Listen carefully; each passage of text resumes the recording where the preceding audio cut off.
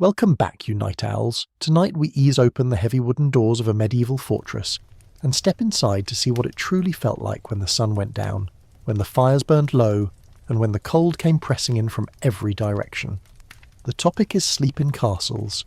Yes, those storybook towers and turrets that look majestic from afar but could feel like the inside of a refrigerator once you actually tried to live in them. Imagine bedding down inside walls so thick you could barely hear the wind, yet somehow the chill still found its way through every crack. You probably won't survive this without at least a few woolen layers. So, before you get comfortable, take a moment to like the video and subscribe, but only if you genuinely enjoy what I do here. And if you're watching right now, tell me where in the world you're listening from and what time it is on your clock. I always find it fascinating to picture you scattered across the globe, curling up at odd hours with these tales. Now, dim the lights, maybe turn on a fan for that soft background hum, and let's ease into tonight's journey together. The first sensation you would have noticed, stepping into the sleeping chamber of a stone castle, was the sheer weight of the cold. Thick limestone walls, sometimes 10 feet deep, trapped air in ways modern insulation never could. They were built for defence, not for comfort. Even on days when the hearth roared, those walls seemed to drink up the heat greedily, radiating back a kind of permanent dampness. You know the smell, like wet stone after rain, mixed with wood smoke. It clung to clothing, to hair, to the bedclothes you pulled up to your chin.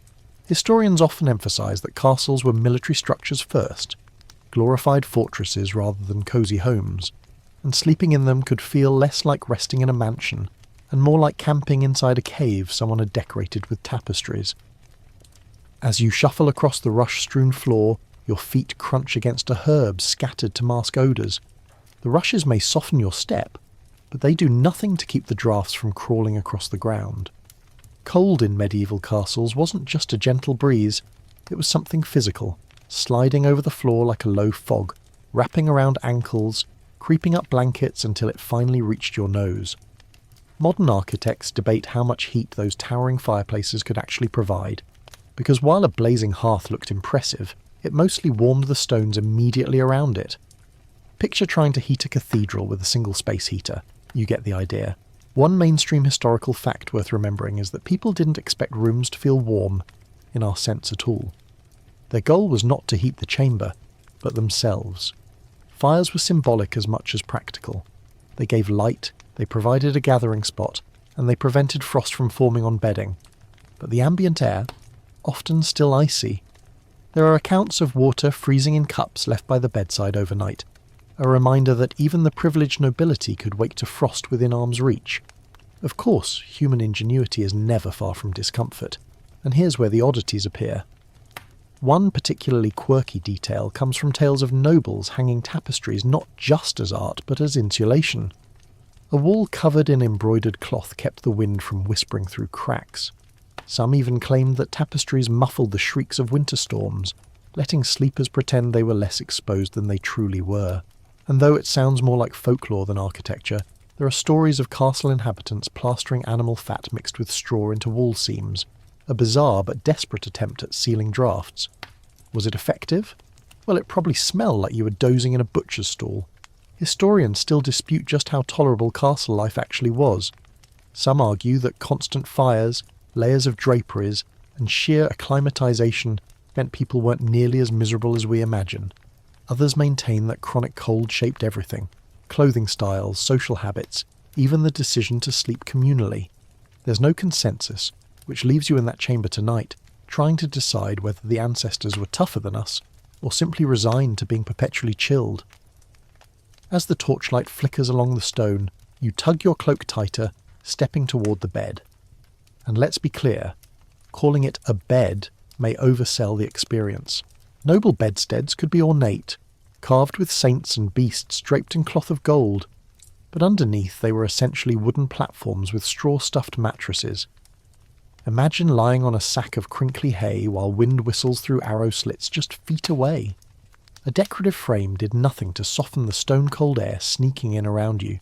That's why most people slept fully clothed, or at least in multiple layers. Nightshirts weren't the airy cotton shifts you see in movies. They were heavy linen, often scratchy, designed more for survival than for elegance. And those famous nightcaps? not just a fashion choice, more like medieval thermal gear. Now, humour me for a moment. You're lying there, wrapped in itchy wool, head stuffed into a cap, probably sharing the bed with your spouse, a child, or even a servant. You want to roll over gracefully, but every time you move, a draft slaps you like nature's way of saying, "Don't get too comfortable." The modern luxury of tossing off covers because you're too warm simply didn't exist. If you ever dared to stick a foot out from beneath the pile, you'd regret it instantly. Cold stone doesn't negotiate. The sensory experience was relentless. The crackle of the hearth fading as embers settled, the sound of shutters rattling in the wind, the faint scent of singed fur from a pelt too close to the flame. Your breath fogged in the air, reminding you how thin the line was between waking life and frostbitten discomfort. And yet, you would fall asleep because exhaustion always wins. Life in a medieval castle was laborious, managing estates, serving lords, training for war. By the time your head hit the lumpy pillow, fatigue dulled the edge of the cold. Sometimes, though, the environment asserted itself more dramatically. Chronicles mention icicles forming inside unheated corridors, and frost patterns decorating the interior of window glass like ghostly art. There are even anecdotes of ink freezing in inkwells overnight, leaving scribes to thaw their pens before continuing. If you're picturing someone writing late into the night beside their bedchamber fire, think again. Most work ceased after sunset precisely because of the cold. Sleep was less a luxury and more a necessity, a way to conserve body heat and energy until daylight returned. Here's where the contrast becomes fascinating. The nobility suffered the cold despite wealth, but peasants in their thatched cottages sometimes had it better. Low ceilings, compact rooms, and proximity to livestock meant more retained warmth.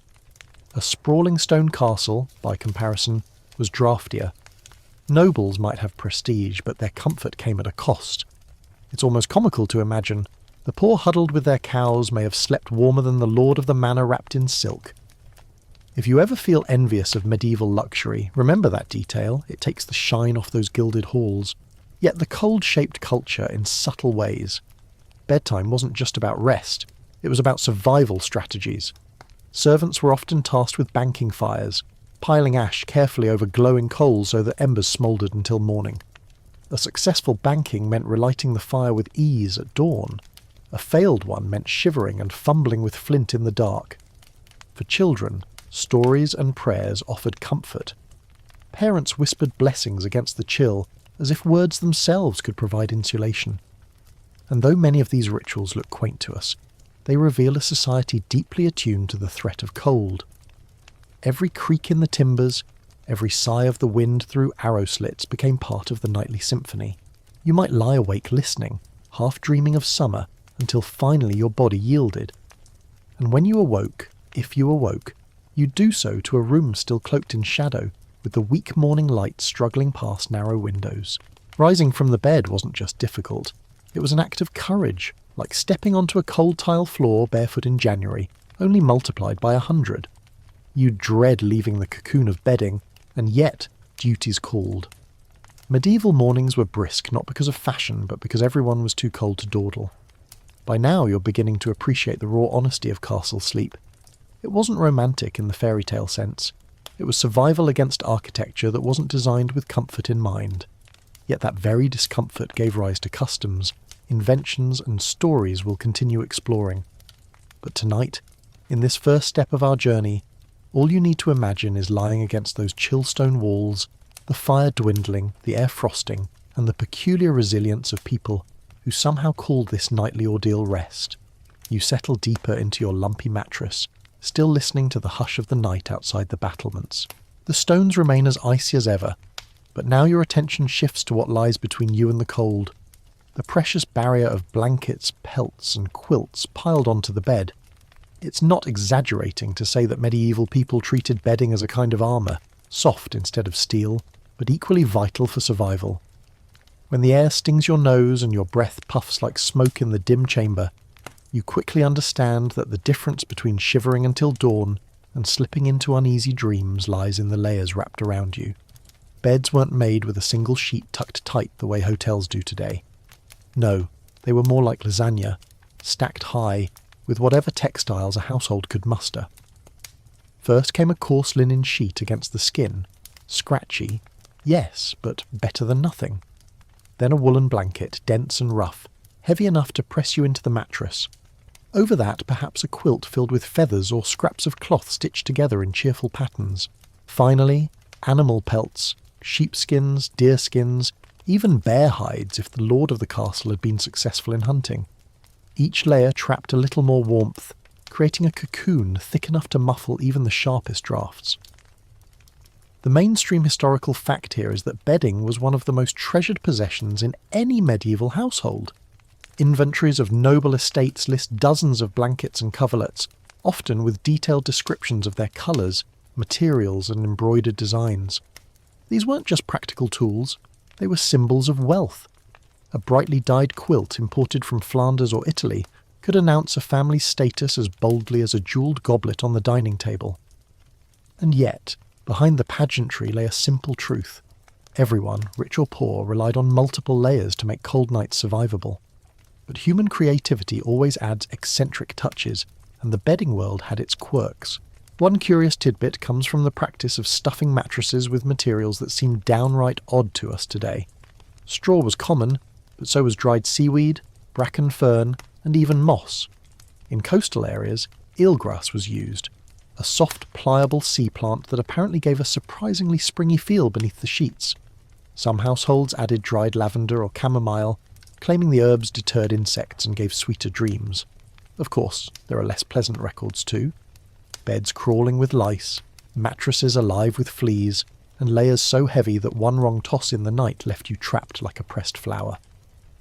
Debates swirl among scholars about how universally comfortable or miserable these arrangements really were. Some argue that the combination of multiple furs, quilts and curtains created sleeping conditions not too different from our weighted duvets today. Snug, secure, and warm enough to block out the howling winds. Others counter that the sheer dampness of stone castles and the absence of consistent heating meant no amount of layering ever fully conquered the chill. The truth likely lies somewhere in between, a spectrum of experiences, from lords luxuriating under velvet coverlets to servants shivering under patched wool. Now imagine yourself crawling beneath those piles. You slide under one blanket, then another, until the weight presses down on your chest. At first it's comforting, like being hugged by the entire textile industry.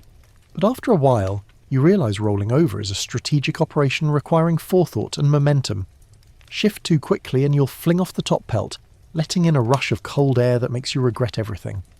You become a master of micro-movements, wiggling carefully to scratch an itch or shift your elbow without breaching the fortress of warmth. Your pillow, by the way, is not the soft, fluffy cloud you're picturing. Stuffed with feathers if you're lucky, but more often with straw, it crinkles every time you move your head. Some people preferred bolsters, long cylindrical cushions stuffed to bursting. Others used folded clothing or even a saddlebag. The idea of luxury bedding was relative. Compared to the bare floor, anything felt divine. But compared to a memory foam mattress, well, let's just say you wouldn't be writing 5-star reviews. One of the most striking sensory details is the smell. Wool holds on to every scent it encounters. Wood smoke, sweat, candle grease, even the faint musk of the animals from which it came. The mixture of odours in a medieval bed would be familiar, earthy and pungent, not sterile or perfumed. And yet, it was precisely this sensory richness that made bedding feel alive, comforting in its own strange way, a fabric chronicle of daily life. When you burrowed into those layers, you weren't escaping from the world so much as carrying it with you into dreams. A little humour creeps in when you picture couples negotiating this nightly cocoon. Imagine two exhausted parents, both tugging at the same quilt in the middle of the night. One pulls too far, the other gasps as cold air rushes in. Voices are hushed, but the resentment is eternal. You stole the pelt again. Sharing bedding in the medieval world wasn't optional. It was survival. And it wasn't just couples. Servants might share a mattress, children crowded together like puppies, and sometimes even guests were invited to squeeze in. Privacy took a backseat to warmth, and the pile of bedding became less a personal refuge and more a communal negotiation. The architecture of bedding itself evolved in fascinating ways. Quilts and coverlets became increasingly elaborate over the centuries, with wealthy patrons commissioning embroidered works that doubled as art. One famous example is the Tristan quilt, stitched in Sicily in the 14th century, depicting scenes from medieval romance. Imagine sleeping beneath a blanket that tells a story, literally wrapping yourself in a narrative of knights and lovers as the cold rages outside. It was practical, yes, but also imaginative, as though dreams were invited to align with the pictures sewn into the fabric. You might think of medieval beds as static, but they were surprisingly adaptable. On bitter nights, extra blankets were hauled out from chests and piled high. In milder seasons, some layers were stripped away. Bedding was a flexible technology, constantly adjusted to the weather. People learned to read the cold like a second language, predicting how many quilts would keep the frostbite at bay. And when shortages struck, perhaps after a fire or a campaign drained resources, families had to improvise. Cloaks, banners, even spare saddlecloths were repurposed into makeshift blankets. Nothing went to waste if it could keep someone warm until morning. As you lie there in imagination, the sheer weight of the covers presses you into stillness. There's a strange comfort in that immobility, a reminder that sometimes survival means letting the world push down on you until sleep finally wins. The cold still licks at your nose and ears, but your body core is insulated in a fortress of cloth. You realise how intimately bedding connects you, not just to comfort, but to the rhythms of medieval life. Spinning, weaving, dyeing, sewing. All the labour of countless hands condensed into the weight pressing on your chest.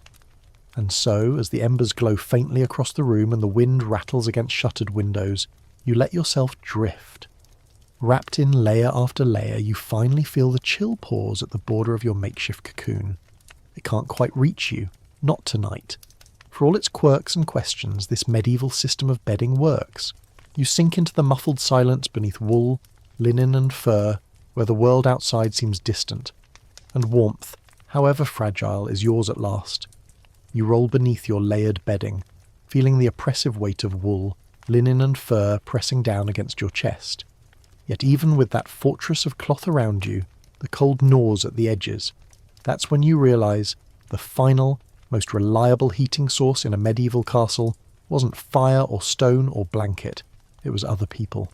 Human bodies generate heat like furnaces, and in a world without central heating, survival often meant clustering together like penguins braving a storm. If you've ever reluctantly shared a blanket on a camping trip, you already know the principle. In medieval life, the practice wasn't an awkward exception. It was the rule. Picture the great hall of a castle late at night. The long trestle tables are empty, the torches gutter low, and the hearth burns with only a sullen glow. Across the floor you see pallets rolled out, rough mattresses stuffed with straw laid side by side. Servants, squires, guards, and sometimes even travellers sprawl in overlapping clusters, bodies angled like spokes of a wheel, feet pointed toward the dying fire. It may not be glamorous, but it's effective. Each body leaks warmth, and together they create a human quilt. You, lying among them, feel the temperature difference instantly. Without the crowd, the draft would sting your skin. With it, you can almost forget how icy the castle really is. The mainstream historical truth is that communal sleeping was widespread in medieval Europe. Not only servants, but even noble families frequently shared beds. A four-poster might host a lord, his wife, and a favoured child, while additional offspring curled up on pallets at the foot of the frame. Guests were often invited to sleep in the same bed as their host, a practice that astonishes modern readers, but carried no automatic implication of intimacy. It was simply practical, a way to conserve warmth while demonstrating trust and hospitality. When chroniclers describe kings sharing beds with courtiers or bishops with visiting clergy, it's less scandal and more survival strategy. Of course, shared warmth wasn't always human. Here's one quirky tidbit. Animals often joined the night's arrangement. Dogs were favoured companions, prized not just for loyalty, but for their ability to radiate heat. Cats, too, nestled into folds of blankets, purring like living hot water bottles. In more rustic settings, even livestock played a role. In some castles with attached stables or service rooms, small animals like chickens or lambs might be brought inside during the harshest weather. Their body heat mingled with the humans, creating a mixed menagerie of sleepers. Imagine trying to rest while a rooster occasionally stirred beside you, confused by the flicker of torchlight. Not exactly peaceful, but undeniably warmer.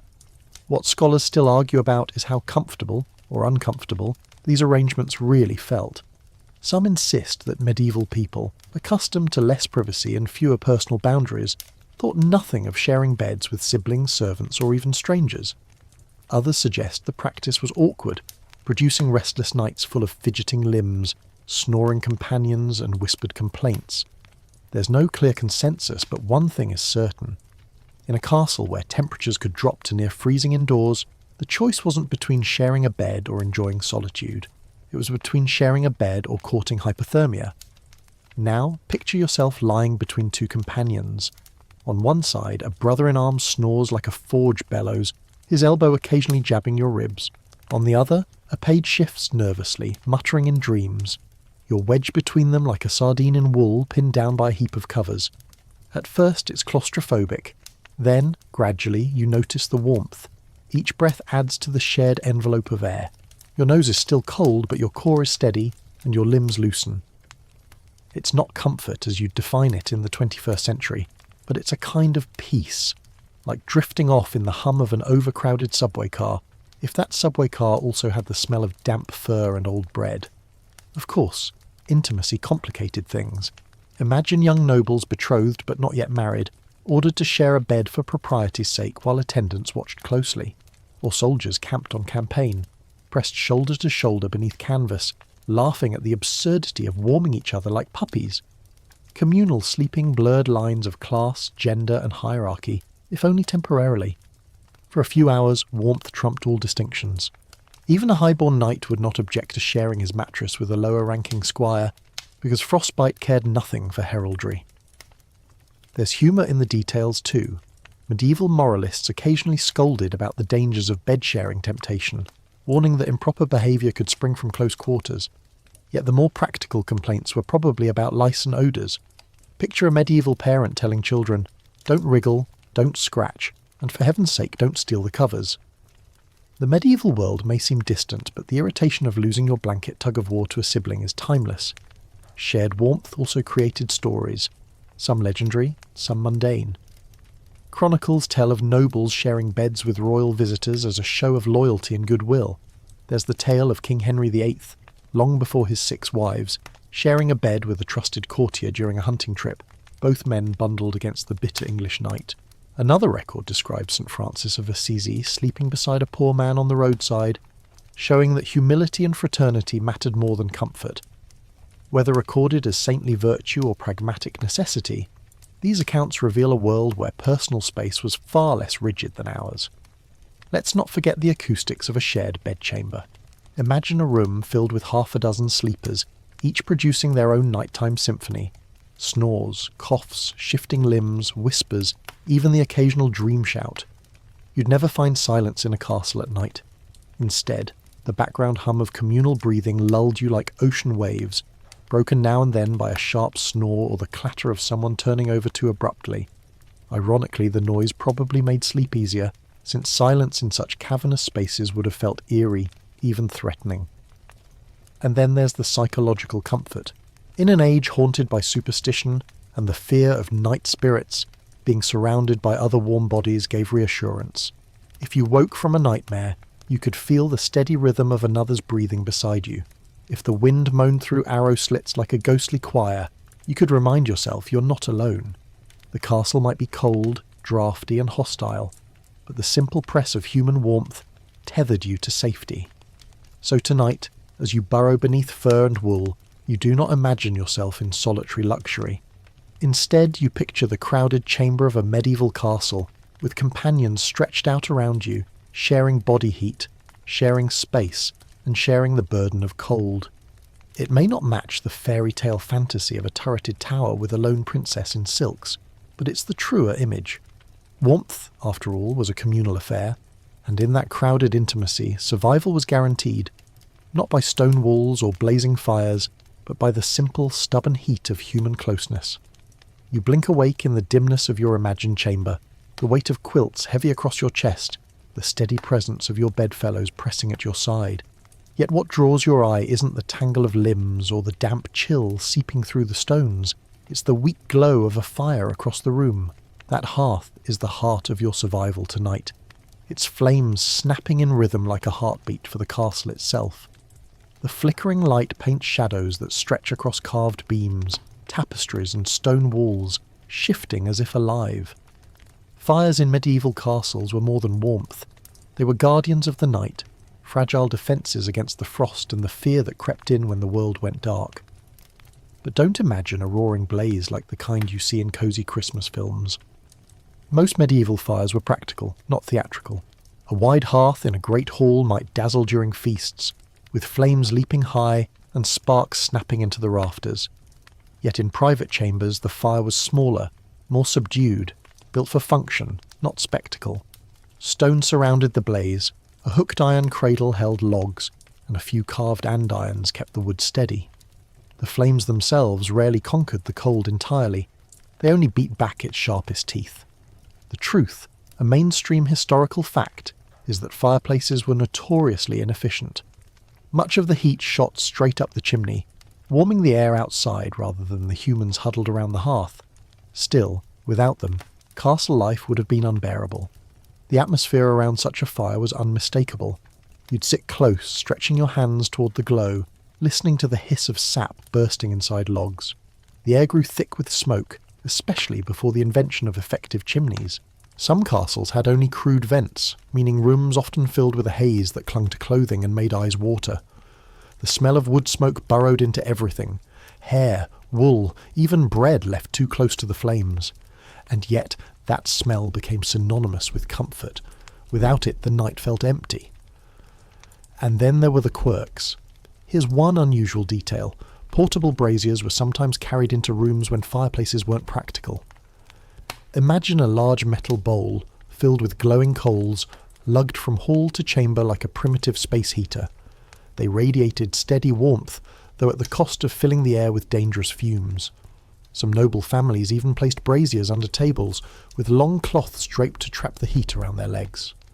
These foot-warming strategies seem ingenious at first glance, until you realise how many tablecloths probably went up in flames.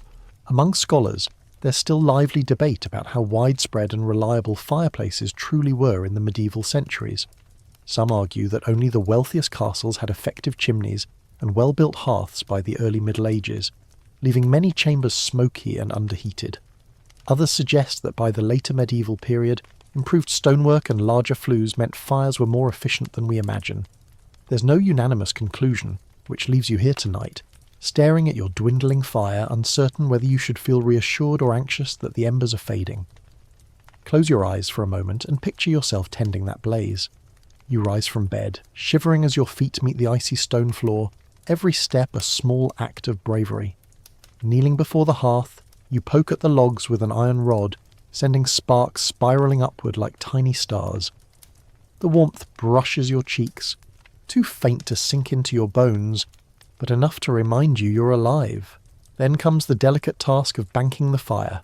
You heap ash over the glowing embers, muting their flames but preserving their heat.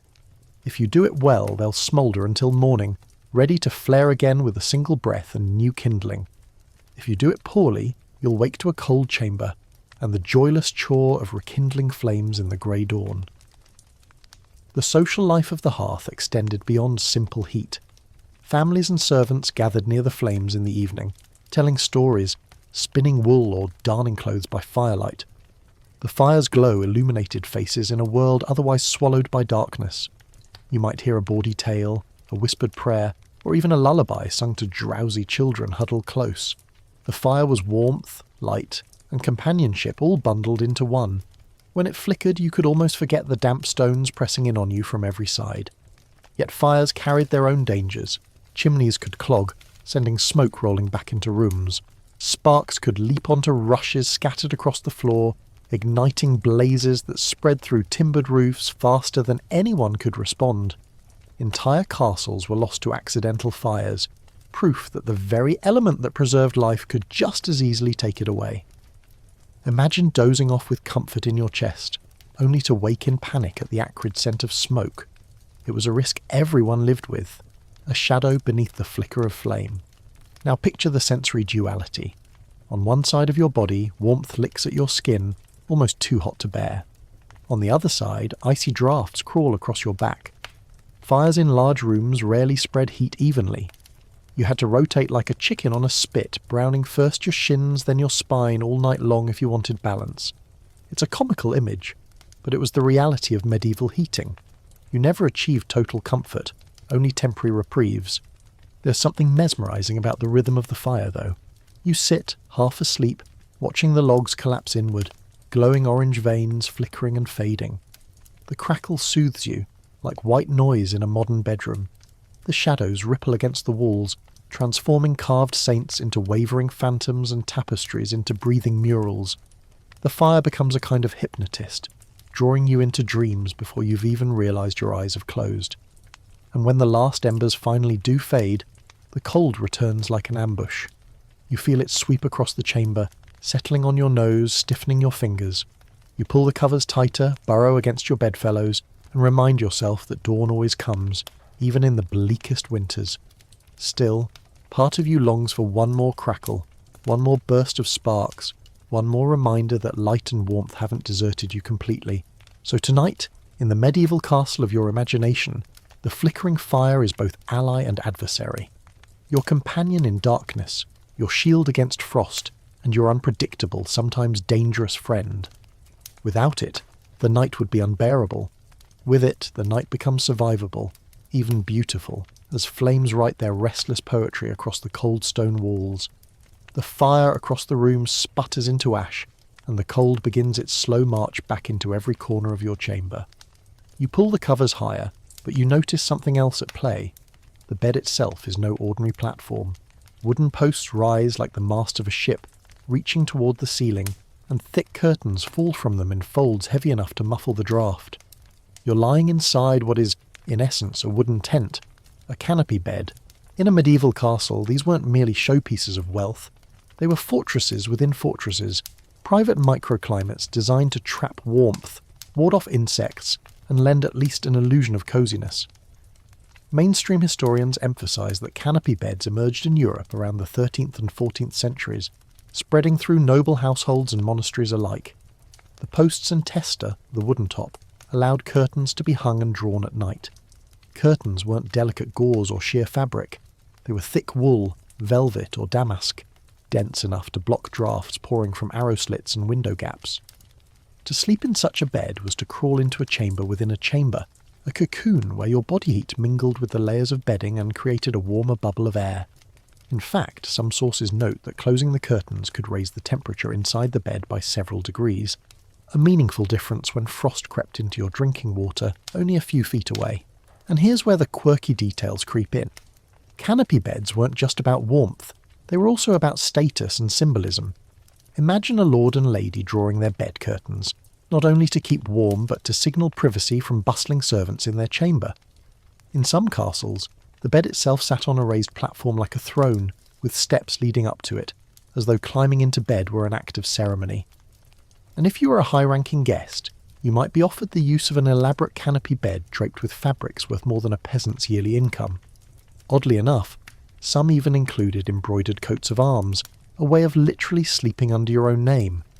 Yet scholars continue to dispute the balance of function versus fashion. Some argue that canopy beds were primarily symbolic, emphasising nobility's desire for grandeur and separation from the communal sleeping habits of peasants. Others insist their primary role was practical insulation, born of necessity in frigid stone rooms.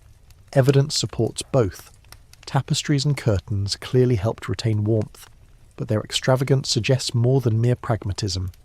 In truth, canopy beds embodied the medieval instinct to blend survival with spectacle. Now let's lower ourselves gently into such a bed. You part the curtains, slip beneath the pile of furs and draw the fabric closed around you. Instantly, the air feels different. The draught that teased your nose moments ago seems muffled, and the space takes on a muffled intimacy. It's not silent. You still hear the creak of rafters, the mutter of wind. But it's like pressing your hands over your ears and realising you've created your own little pocket of calm. Your breath fogs the air, but within the curtains it lingers, warming the space like a fragile hearth of your own making. There's something almost theatrical about this arrangement. Think of it. During the day, your chamber may be bustling with attendants, guards or family members coming and going. At night, when the curtains draw, you claim sovereignty over your own small kingdom. The bed becomes your castle within the castle, the last bastion of privacy in a society where solitude was rare. This isn't just warmth, it's control. And yet, the sensory details could be less idyllic. Those heavy curtains absorbed smoke, candle grease and dust, producing a smell both musty and intimate. The fabric brushed your face if you turned too sharply, and in the stillness of night, moths or mice might scurry along the folds.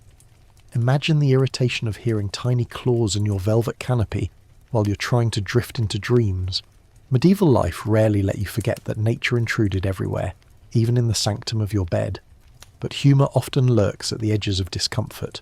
Imagine two people inside the canopy bed, one desperately craving more fresh air, the other insisting the curtains stay shut for warmth. One sneaks a hand out to crack the gap, only to receive a grumpy grunt. "Do you want us to freeze?" In the end, the compromise is the same as it's always been. Grudging acceptance and a return to shivering together beneath the pile. The canopy also changed the visual experience of sleep. Without the curtains, you might drift off staring at rafters, smoke stains, or torchlight shadows dancing across bare stone. With them, you drift into a world of fabric. Some curtains were plain, dyed in dark, earthy tones. Others glittered with embroidery or were lined with fur. Imagine closing your eyes beneath a ceiling of stars stitched in gold thread, a medieval approximation of the night sky. Dreams, quite literally, were embroidered into your sleep. And though canopy beds were most often associated with the nobility, the concept filtered downward in humbler ways. Even peasants sometimes rigged rough canopies of linen or wool over shared beds to ward off drafts. A wooden frame wasn't required, just the determination to make a private pocket of warmth. In every tier of society, people instinctively sought smaller, warmer enclosures against the vast cold of stone or timber houses. Scholars often note the psychological comfort provided by such enclosures. In an age rife with fears of spirits and demons prowling the dark, pulling curtains created a symbolic barrier. You weren't just hiding from the cold, you were shielding yourself from whatever unseen forces lurked beyond the glow of the fire. A curtain might not block an actual spectre, but it offered reassurance, the same way a child today pulls a blanket over their head to fend off monsters. Protection, whether real or imagined, mattered equally. So tonight, imagine yourself tucked inside the canopy bed. The curtains sway slightly with each draft, but you're enveloped in your own miniature world. Outside, the fire wanes, the castle creaks, and the wind sighs through distant arrow slits. Inside, the air is warmer, you're breathing slower, and the fabric walls shimmer faintly in the dim light. You're still in a cold medieval castle, but for these few hours, you've carved out a sanctuary where warmth and sleep might finally triumph over frost and fear. The curtains of your canopy bed draw close, muffling the sigh of the wind and turning your little world into a soft cocoon. But the walls of that cocoon are not just heavy cloth. They're layers of fabric, each chosen with intention, each representing centuries of trial and error about what keeps a body warm in a stone-walled chamber. If bedding is the armour of sleep, then the materials themselves are the weapons. Wool, linen and fur, three humble yet extraordinary resources that transform the nightly battle against the cold into something survivable. Let's start with wool, that miracle fibre that medieval people prized above nearly all else. A mainstream historical fact. Sheep were central to the medieval European economy, their fleeces fueling trade routes that stretched from English pastures to Florentine looms. Wool was warm even when damp, resilient and available in abundance. Cloaks, blankets and stockings all leaned heavily on wool's insulating power. A woolen blanket was dense, scratchy and heavy, but under its weight the cold slowed, stopped and finally retreated. People layered wool on wool, blanket upon blanket, until the pile threatened to crush rather than comfort. Still, in the icy air of a draughty hall, the suffocating heaviness of wool was a blessing. Now picture linen, the second essential fibre. Made from flax stalks, linen was lighter, cooler and smoother than wool. It served as the foundation. The sheets that lay against your skin, the undergarments you slept in, the pillowcases stuffed with straw or feathers. Linen absorbed moisture, wicked away sweat, and was easier to wash than wool. You might laugh at the idea of laundry being a luxury, but in the Middle Ages cleanliness was no small matter. Linen was the refreshing layer, the reset button, the way you separated yourself from the relentless itch of wool. Imagine the relief of sliding between cool linen sheets after a day spent swaddled in scratchy woolens. It was the closest thing to luxury many would know. Then comes fur, the most primal of all. Sheepskins, deerskins, bearskins. Each added a wild element to the bed. Fur was warmth in its most visceral form, nature's insulation pressed directly against your body. Nobles flaunted ermine and sable, symbols of wealth and prestige, their snowy pelts glimmering like frost captured and tamed. Servants made do with coarser hides, but even the roughest fur carried the heat of the animal it once belonged to. Picture pulling a bearskin across your shoulders, its head still attached like a grotesque hood, and realizing you've inherited the beast's resilience against winter. Here's where the quirky detail creeps in. Not all materials were chosen for practical reasons. In some records, noble households kept bed covers made of silk. Yes, silk. Glorious, shimmering, utterly useless against the cold.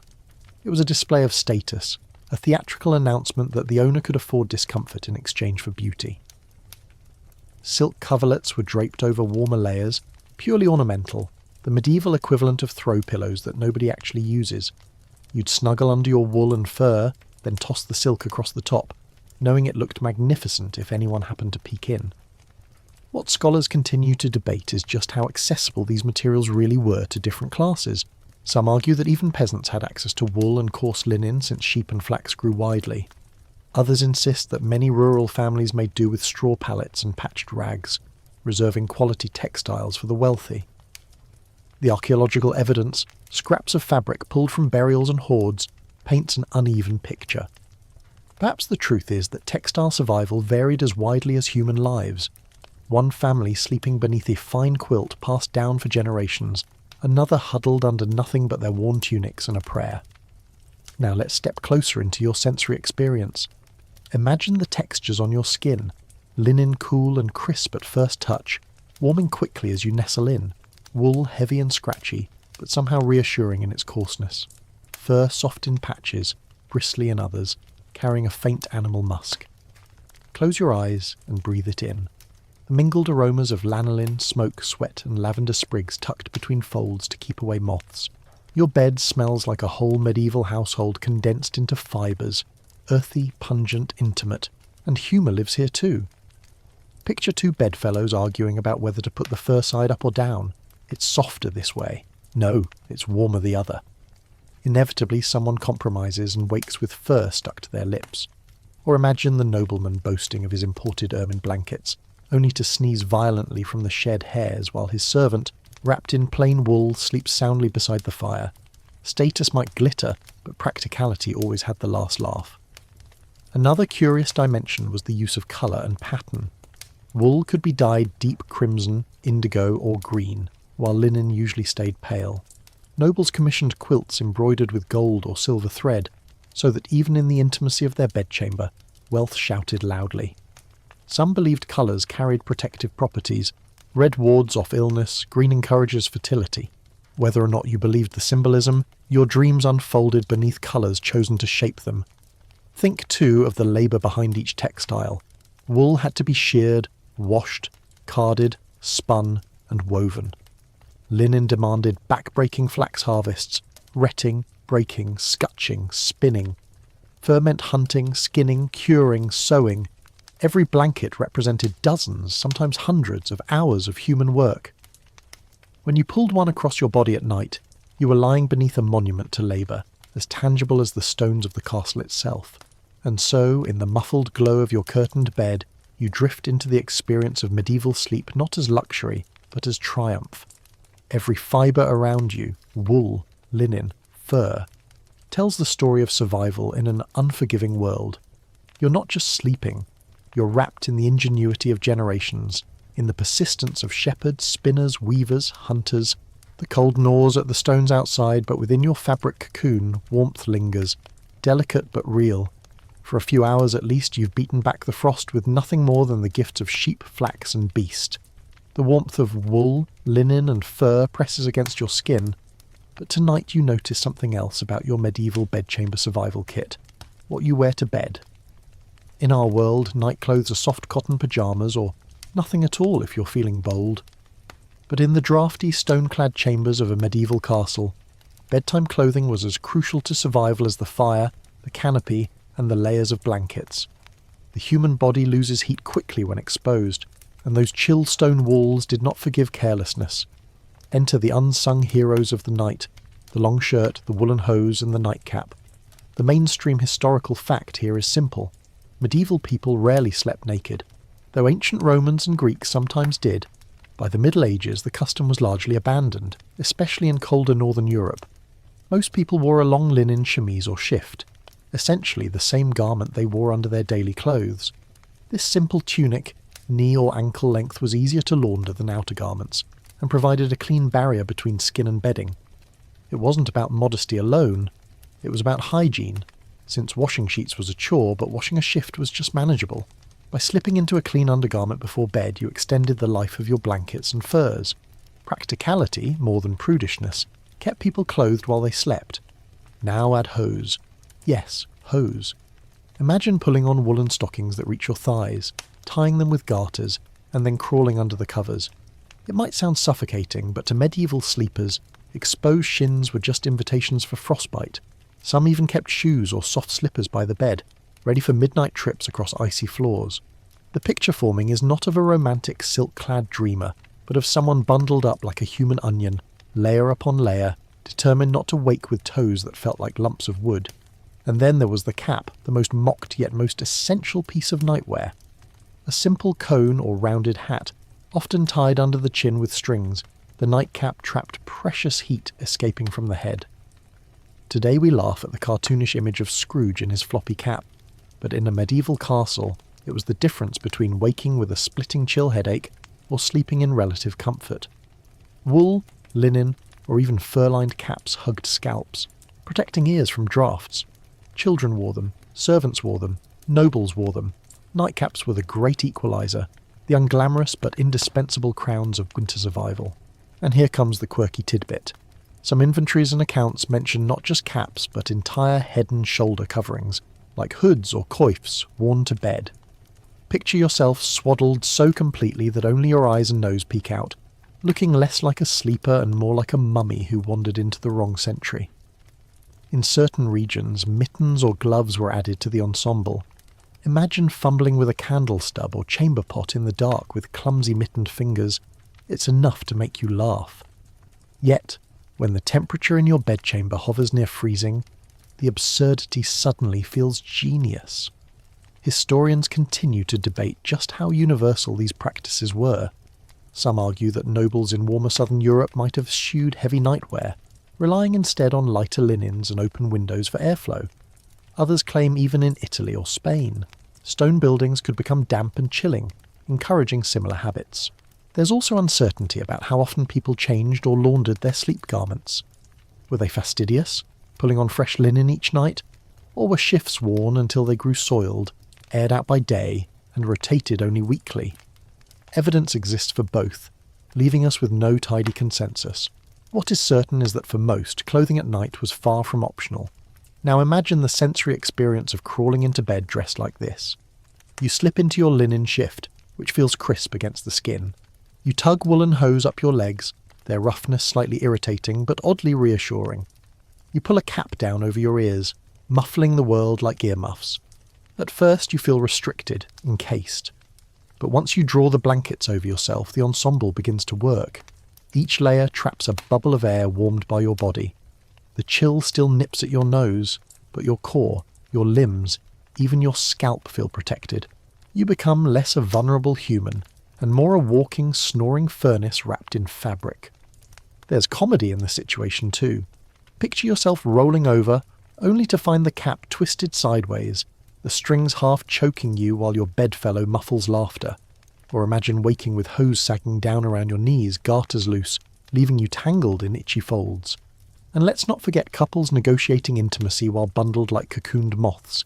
It must have taken patience and dexterity. Nightclothes also carried symbolic weight.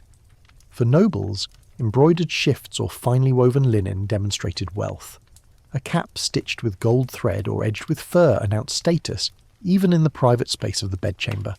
Servants, in contrast, slept in plain undyed linen patched as necessary. But across classes, the underlying purpose remained constant: conserve heat, preserve life. And in a society steeped in religion, nightwear carried another layer of meaning. Monastic rules often dictated that monks sleep clothed, ready to rise for midnight prayers without shame. Sermons occasionally warned against slothful nakedness, encouraging proper garments even in bed as a sign of discipline. Was it piety or practicality? Likely both, since monks inhabited the same icy stone structures as everyone else, and even saints shivered. So tonight, as you picture yourself inside your medieval canopy, the cold gnawing faintly at the curtains, think of the armour you wear not against swords, but against drafts. A linen shift to guard your skin, hose to protect your legs, a cap to cover your head.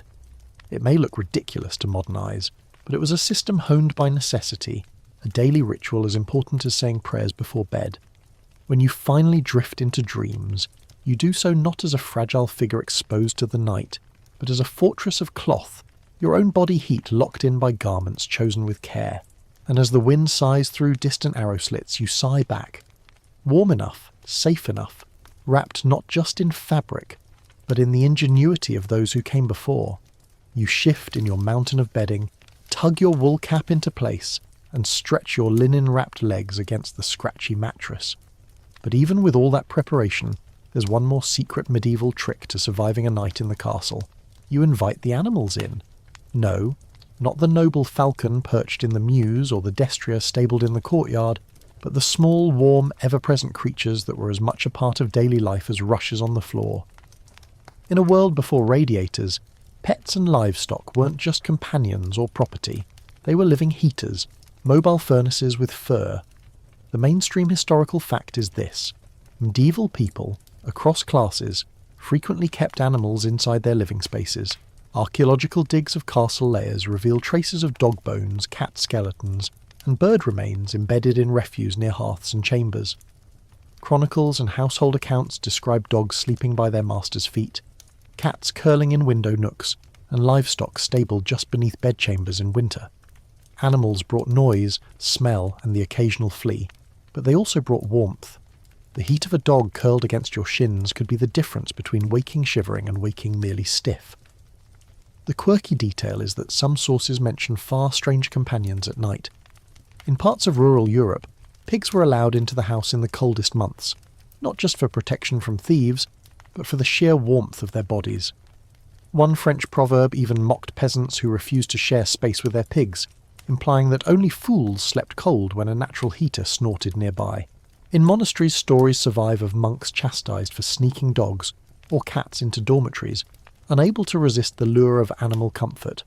And in royal courts, lapdogs became more than symbols of status. They were literal hand warmers, carried to bed and nestled beneath covers like pampered coals. Historians still debate whether these accounts are to be taken literally or metaphorically. Were pigs really regular bed companions, or was the saying more a rustic joke? Did nobles genuinely keep prized hounds under embroidered quilts, or are chroniclers exaggerating for effect? Evidence remains patchy, and scholars line up on both sides. Some insisting animals were practical bedfellows, others claiming the imagery as symbolic of loyalty or wealth. But the persistence of these references suggests one thing: medieval people understood that animals were part of the nightly economy of heat. Now imagine yourself in that chamber again, only this time a dog pads softly across the rushes and circles at your feet. You feel the weight settle against your legs, the steady warmth radiating from its curled body. Its fur smells faintly of smoke and earth, but as the fire dwindles, that scent becomes comforting, like the memory of a hunt or a day in the fields. A cat purrs in the corner, vibrating like a pocket-sized stove, its sound blending with the crackle of the last embers. Perhaps a servant leads a lamb or goat into the chamber, tethering it nearby so its body heat adds to the invisible tide of warmth. You wrinkle your nose at the smell, but in the silence of the night, you're grateful. Of course, humour lurks in the inconveniences. Picture waking to find your loyal hound sprawled across the very middle of the bed, hogging space with aristocratic entitlement, or the cat deciding your head is the perfect pillow, pressing whiskers into your nose until you sneeze so loudly you wake the whole household. Imagine the awkwardness of explaining to a noble guest why a bleating goat is sharing the foot of their pallet. "Don't mind him, my lord, he keeps the frost away." What sounds absurd to us was often practical to them, a collision of necessity and comedy. Animals also provided psychological comfort. In a world shadowed by superstition, where night was believed to belong to spirits and demons, the steady presence of a dog's breathing or a cat's purr was reassurance that life, warmth, and loyalty surrounded you. In sagas and chronicles, animals often appear as guardians of the night. A loyal hound's growl might warn of an intruder, or, in the mind of a medieval dreamer, scare away restless ghosts. Sleep wasn't just about keeping the body warm, but about calming the mind, and animals played their role in both. And then there's the sensory world. The warmth of fur against your legs, the faint prickle of hair on your skin, the smell of animal musk mingling with smoke and wool. It wasn't sterile or perfumed, it was earthy, pungent, and undeniably alive.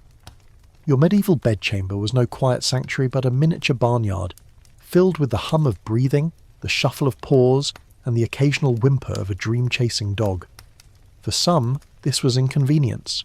For others, it was comfort, the shared heartbeat of survival. The fabric of medieval sleep was woven from more than wool and linen. It included the warmth of the living creatures that walked, padded, or scuttled through daily life. They weren't ornamental accessories. They were practical allies.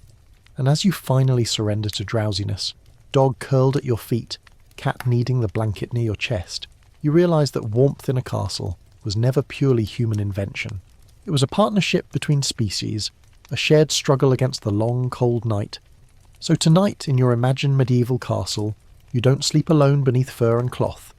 You drift off in the company of animals, companions, heaters, guardians, each breath mingling with yours, each body lending its warmth to the fragile pocket of survival you've carved against the cold. You stir in your layered cocoon of wool, linen and fur, listening to the dog sigh at your feet and the faint rustle of a cat moving in the shadows. The fire has dwindled to faint embers, but the cold doesn't crash into the room quite as sharply as you'd expect. That's because long before you climbed into bed, the castle itself was already working, silently, stubbornly against the elements. Architecture in the medieval world was never just about grandeur or defence. It was also a constant experiment in how to keep the cold at bay. When you lived inside what was essentially a giant refrigerator made of stone, every wall, window and ceiling mattered. The mainstream historical fact is that castles were designed with heat retention in mind, even if their primary purpose was military strength. Thick stone walls, sometimes more than 10 feet deep, didn't just stop arrows or battering rams, they also slowed the exchange of temperature between inside and out. In summer, they trapped coolness. In winter, they stored what little warmth the sun or fire could provide. Add to that narrow window slits, which minimised drafts and reduced heat loss, and you begin to see a subtle logic beneath the austerity. Though castles were far from cosy, their very design offered a kind of passive insulation that households relied on.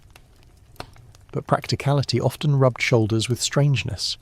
One quirky tidbit. Some castles incorporated small guard-robes, toilets built into thick walls that doubled as primitive ventilation shafts. Unfortunately, while they carried away unpleasant smells, they also served as perfect highways for drafts. Imagine drifting towards sleep and feeling a sudden icy breeze on your cheek, only to realise it has slipped through the same chute your chamber pot feeds into. It was insulation by compromise, a design where comfort sometimes bowed to necessity with laughable results. Historians still puzzle over how intentional these architectural strategies really were. Were castle builders actively designing for warmth, or did the defensive needs of towers and battlements simply happen to produce insulated spaces as a side effect?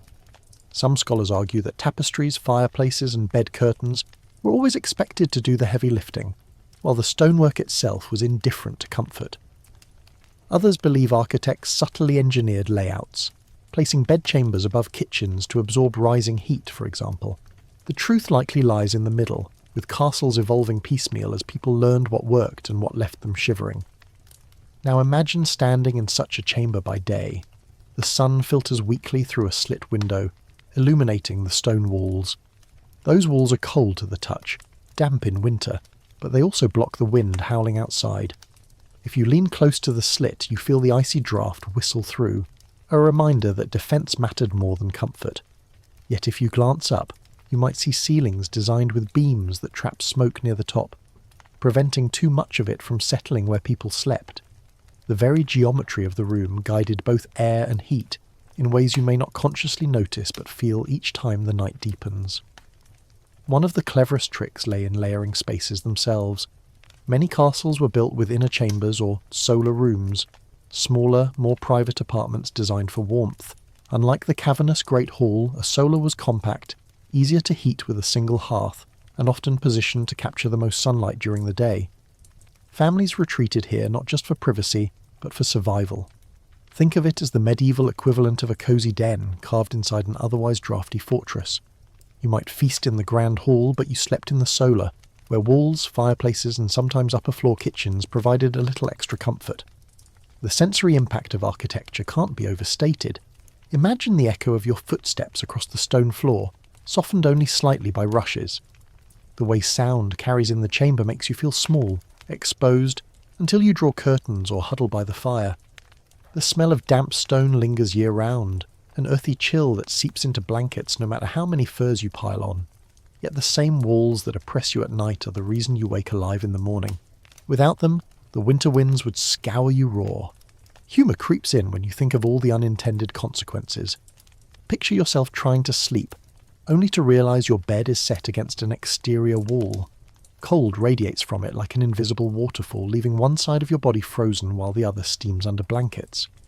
Or imagine a noble couple squabbling over where to place their bed, near the hearth for warmth, but at risk of sparks, or tucked away from flames but pressed against icy stone.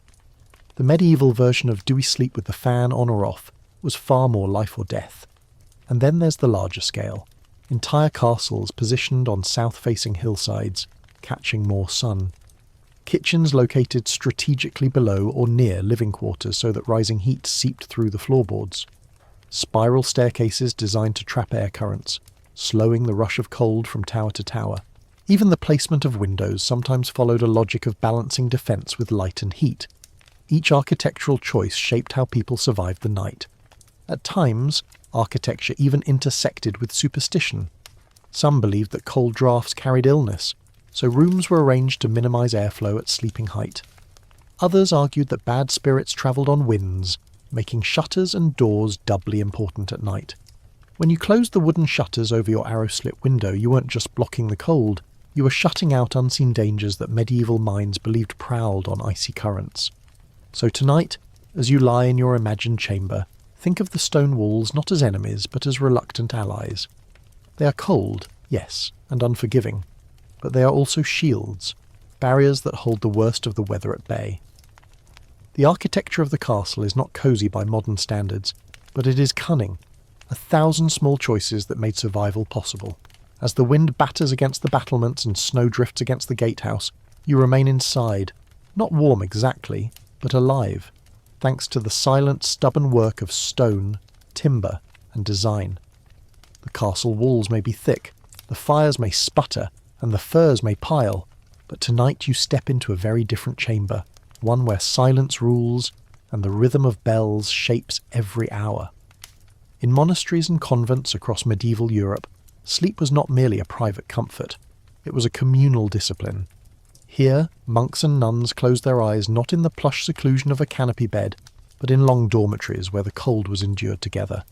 You've entered the cloister, where even the business of surviving the night was an act of devotion. The mainstream historical fact is straightforward. Most monastic communities required their members to sleep in shared dormitories, often vast rooms lined with rows of pallets or narrow wooden frames. Privacy was minimal, if it existed at all. Uniformity reigned. Everyone rose and retired at the same time, following the rule of St. Benedict or its variants, which prescribed how many hours of rest were allowed, when to wake for prayer, and even how much clothing could be worn in bed. The night was punctuated by the tolling of the bell for matins, sometimes at midnight or before dawn, summoning the entire community to chant psalms in the cold darkness. Sleep was fragmented, never indulgent. And here's a quirky tidbit. Some records suggest that monks were forbidden to sleep with their hoods drawn over their heads, lest they suffocate or indulge in excess warmth. Imagine lying on a straw mattress in a stone-walled dormitory. the winter wind howling through cracks, and being told, "No, brother, you may not pull your cowl over your ears." Instead, they were to lie clothed in simple habits, ready to rise instantly at the abbot's call. For monks, the discomfort was part of the spiritual exercise, a way of resisting the temptations of the flesh. Nuns, too, followed strict routines, though their dormitories often allowed for a touch more enclosure, with wooden screens or curtains dividing spaces modestly. Scholars continue to debate the degree of austerity. Some argue that monastic dormitories were deliberately unheated to toughen the spirit through hardship. Others suggest that larger, wealthier monasteries did in fact maintain fires or use braziers, at least in the most brutal months. Archaeological evidence of hearths in some dormitories complicates the image of pure asceticism. Was the suffering exaggerated in chronicles to emphasize holiness, while the daily reality was more practical? Or did monks and nuns genuinely freeze for the sake of discipline? The arguments remain unresolved, leaving you with the uneasy sense that truth balanced somewhere between comfort and sacrifice. Imagine the sensory world of a monastery at night. The smell of straw mattresses mingling with candle wax and incense that still clings from the evening service. The rustle of habits as dozens of bodies settle simultaneously. The sound of gentle breathing punctuated by the occasional cough echoing in the high-ceilinged hall. Drafts slip under the heavy doors, yet the sheer mass of people gathered in one place raises the temperature slightly. You lie among them, feeling the press of community, the absence of solitude, the sense that even in sleep you belong to something larger than yourself. Humour, however, always finds its way into even the most disciplined spaces. Imagine a monk trying to suppress a snore while his neighbour elbows him in the ribs, muttering a half-prayer, half-complaint, or a novice rolling off his straw mattress in the dark and scrambling back into line before the bell rings, praying no one notices. The contrast between the lofty spirituality of chanting psalms and the mundane reality of snoring, shivering and itching from straw is almost comical, but very human. For nuns, the dormitory carried different challenges. Many were young women from noble families, accustomed to private chambers before taking vows. Adjusting to the communal cold must have been jarring. Some convents allowed for enclosed cells within the dormitory, tiny cubicles with wooden partitions or curtains, but warmth was still scarce. Cloister rules often forbade personal fires, so nuns relied on layers of blankets, shared bodies, and prayer to endure the night. Yet within those strictures, intimacy grew. Whispered conversations, murmured comfort, and shared resilience softened the chill. The discipline of interrupted sleep shaped monastic bodies and minds. Waking in the middle of the night to sing matins was not simply a duty. It was a rhythm that altered how monks and nuns experienced time. Sleep came in two segments, a first slumber and a second, with prayer separating them. This pattern, historians argue, may have been widespread beyond monasteries too, part of a pre-industrial habit of segmented sleep. But for monks and nuns it was formalised, sanctified, made part of the path to holiness. You can almost hear the bell tolling now, pulling you from a warm dream back into the cold stone chapel, where voices rise in harmony despite the shivering. There is also the symbolic meaning of cold itself. For many medieval religious thinkers, enduring the night chill was a metaphor for resisting sin. The body's desire for warmth was equated with weakness, while the discipline of sleeping clothed, rising instantly, and accepting discomfort was proof of devotion. The freezing dormitory became a crucible where faith was tested nightly. And yet, the paradox remains, even saints needed warmth. Monasteries wove thick woolen blankets, maintained herb-stuffed mattresses, and sometimes quietly bent their own rules in the face of brutal winters. Picture yourself tonight lying among the rows of monks or nuns. You clutch your coarse blanket, shift against the straw, and stare upward at the shadowed beams of the dormitory roof. Around you, dozens of others breathe in unison, their faces pale in the moonlight seeping through narrow windows.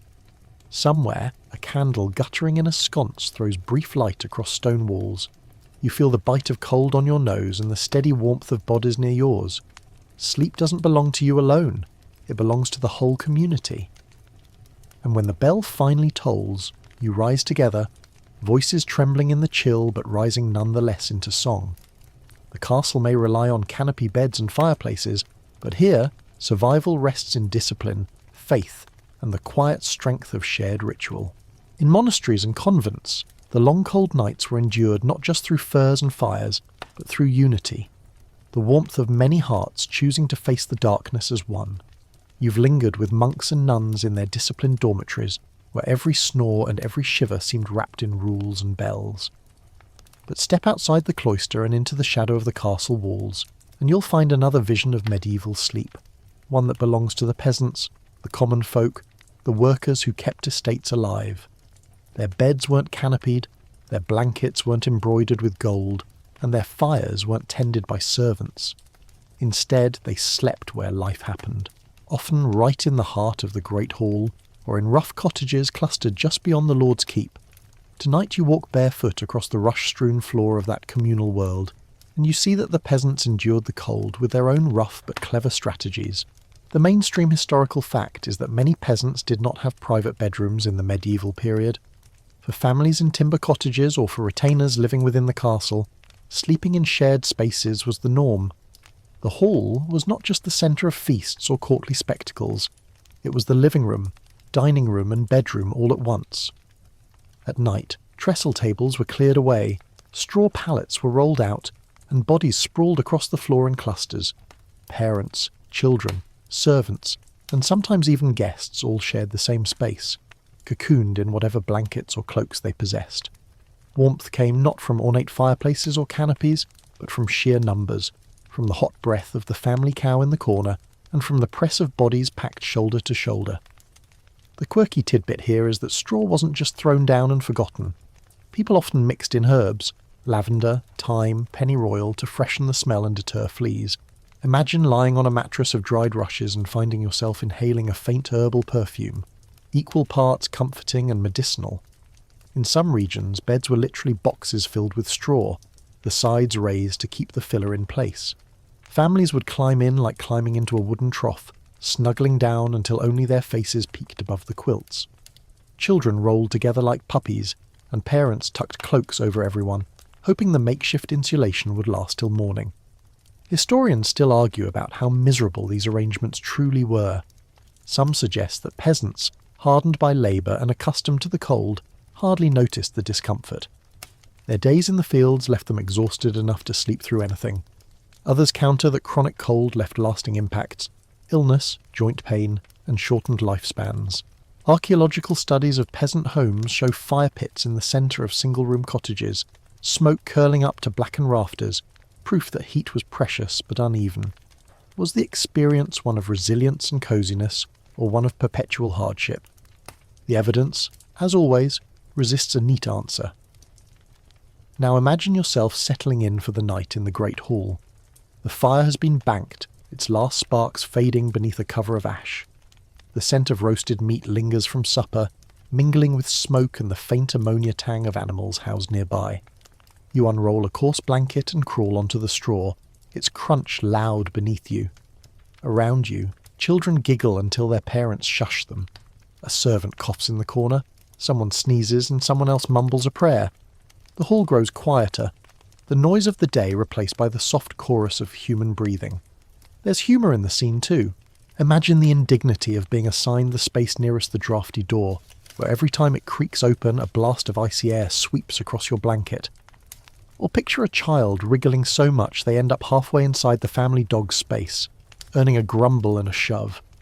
Snoring becomes a nightly contest, with one uncle's booming rumble outpacing the muffled whistles of a grandmother. Sleep in the hall wasn't peaceful.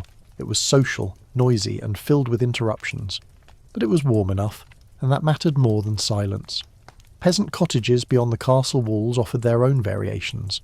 A one-room timber house, low-ceilinged and smoke-darkened, packed a family into tighter quarters than the draughty great hall. Here, warmth came from the hearth in the centre, its embers glowing faintly through the night. Animals might be brought in to share the heat. A cow tethered to one side, chickens roosting in the rafters. Beds were shared, with parents, children, and sometimes grandparents all piled together beneath rough woolen blankets. Privacy was non-existent, but the collective heat of human and beast kept frost from settling on the rafters. Clothing doubled as bedding when supplies ran low. A cloak served as a blanket, a hood pulled down over the eyes as a makeshift nightcap. If you were fortunate, you might have a single sheepskin to spread across the straw. If not, you made do with what you had. Old sacks, patched tunics, anything to cut the draft. Comfort wasn't expected, survival was. Yet even in these conditions, people found ways to soften the edges. Herbs for the straw, stories whispered in the dark, lullabies sung until children's breathing steadied. One fascinating sensory image survives from accounts of winter nights. Frost forming on the inside of walls and rafters, glistening like stars in the faint firelight. Children might wake and trace patterns in the ice before snuggling back under blankets. Parents might mutter about the eternal cold, but also laugh at the resilience of little fingers playing with frost. These were households that lived with the cold not as an enemy to be defeated, but as a constant companion to be managed, endured, and occasionally joked about. So tonight, as you stretch out on your own bed, try to imagine the medieval hall at midnight. Bodies curled in every corner, blankets pulled up to noses, smoke drifting lazily beneath beams. It's not silent, not private, not luxurious, but it is alive, filled with the stubborn warmth of community. In castles, nobles may have fought the cold with canopy beds and embroidered quilts. For peasants, the answer was simpler. Stay together, share what you have, and let the breath of many hearts outlast the frost. The peasants in the hall have finally settled, their bodies huddled in straw and their snores weaving into a rough kind of lullaby. Outside the castle walls, snow drifts against the gatehouse, and the sky glitters with hard stars. Inside, however, another strategy for warmth stirs. Not one of blankets, nor of beds, nor even of architecture, but of what you've put into your belly before lying down. Medieval people, whether noble or common, leaned on food and drink as another layer of insulation against the freezing night. And in winter, those meals could take on the size and spirit of feasts. A mainstream historical fact. Medieval diets were seasonal, and in winter, hearty stews, roasted meats, dense breads, and strong ales were staples. The human body burns calories to maintain temperature, and feasting before bed helps sustain warmth through long cold nights. Chroniclers describe Christmas banquets stretching for days, with whole boars turning on spits, trenchers piled with venison pies, and cauldrons of pottage thick with grains and root vegetables. These weren't just celebrations. They were survival mechanisms, opportunities to load the body with energy to carry it through the frost. The quirky detail is that people often turned to alcohol not only for cheer, but for warmth. Ale was ubiquitous, milder than modern beer, but consumed in vast quantities. In noble households, stronger wines, spiced hippocras, or mulled drinks simmered with cinnamon and cloves were favourites on winter nights. There are even references to heated ale, drunk hot like a medieval version of toddy, its warmth radiating down the throat and pooling in the stomach. Of course, science now tells us alcohol doesn't actually raise body temperature. But try telling that to a medieval villager flushed from a tankard of ale, insisting the fire seemed brighter afterward. Historians still discuss whether these feasts genuinely improved survival, or were largely symbolic displays of abundance. Some argue that the calories and alcohol offered genuine insulation, helping bodies endure the night. Others suggest the effect was psychological more than physical, and that constant shortages meant feasts were rare exceptions rather than nightly routines. What's clear is that midwinter gatherings became rituals not only of community but of warmth, reinforcing bonds as well as stomachs against the season's hardships. Now picture yourself at such a feast. You sit at a long trestle table in the castle hall, rushes underfoot, candles sputtering in smoky sconces. Before you, a trencher of bread cradles a ladleful of steaming stew, barley, turnips, maybe a scrap of salted pork. The heat fogs your face, and the scent of herbs, sage, parsley, dill, cuts through the smell of smoke and bodies. You tear into the bread, sop up the broth, and feel the warmth flood outward from your belly as though you've swallowed a coal. A servant passes with a jug of ale, sloshing it generously into your cup, and you drink deep, savouring the bitterness and the way it steadies your bones against the draught that sneaks under the hall door. The sensory details of these meals mattered. The crackle of fat dripping into fire pits, the heavy sweetness of mulled wine clinging to the air, the steam rising from cauldrons like phantom breath. In these moments, the hall became more than a place to eat. It became a furnace of bodies, food and fire, a collective shield against the cold. And when the feast ended, and people drifted to sleep on benches or pallets, their stomachs full and their veins warmed by ale, the night seemed a little less hostile. Humour lives in these scenes too. Imagine a man overindulging, staggering toward his straw bed only to collapse halfway, snoring with a chicken leg still clutched in hand. Or a child sneaking one too many honey cakes, then wriggling restlessly beneath blankets, driving their siblings mad. Or peasants gossiping about who spilled ale on whose cloak during the dancing, laughter echoing louder than the wind outside. Warmth came not only from food, but from joy, from the communal absurdities of humans sharing abundance in a season of scarcity. There was also symbolism in the food. Roasted boar represented strength. Spices symbolized wealth and connection to distant lands. Red wine was tied to the blood of Christ, imbuing even ordinary drinking with spiritual echoes. To feast at midwinter was to remind yourself that life triumphed over darkness, that warmth could be created by gathering together and filling bellies until the body itself became a fire against the snow. Of course, not every night was a feast. Most evenings were humbler: a bowl of pottage, a crust of bread, a cup of weak ale. But even these modest meals played their part. A hot bowl of gruel could comfort a peasant child as well as the richest hippocras comforted a noble. The principle was the same: eat something warm, drink something warming, and let the heat carry you into sleep. So tonight, as you lie back in your imagined chamber, you feel not only the press of blankets and the curl of a dog at your feet, but the glow of a full stomach. You remember the laughter of the hall, the cheer of mugs clinking, the way even the coldest stones seemed to soften when stew bubbled and music played. And though the fire burns low and frost forms on the window slits, you drift into slumber, knowing the warmth of food and drink still glows in your core, carrying you through the long winter night. Your belly is full of ale and stew, your limbs heavy with warmth, but as you drift towards sleep in the medieval castle, the darkness feels different. The fire has dimmed, shadows stretch long across the stones, and the cold is not the only thing you fear. For medieval people, night was never just an absence of light. It was an active presence, thick with dangers both real and imagined. To ward off the chill of the body and the dread of the mind, men and women turned to charms, prayers, and peculiar rituals. Bedding and fires might keep frost at bay, but what about the unseen things lurking in the dark? The mainstream historical fact is that medieval Europeans took spiritual and supernatural protection seriously, especially at night. Sleep was considered a vulnerable state. To fall unconscious was to surrender control, to hover in a liminal space where dreams could bleed into reality. Before bed, many people whispered prayers, the Pater Noster, the Ave Maria, or invocations to guardian saints. Some crossed themselves before lying down, asking God to shield them until morning. Households sometimes sprinkled holy water on bed frames or carved crosses into the wooden posts. Night wasn't just a time for rest. It was a trial that demanded protection, both physical and spiritual.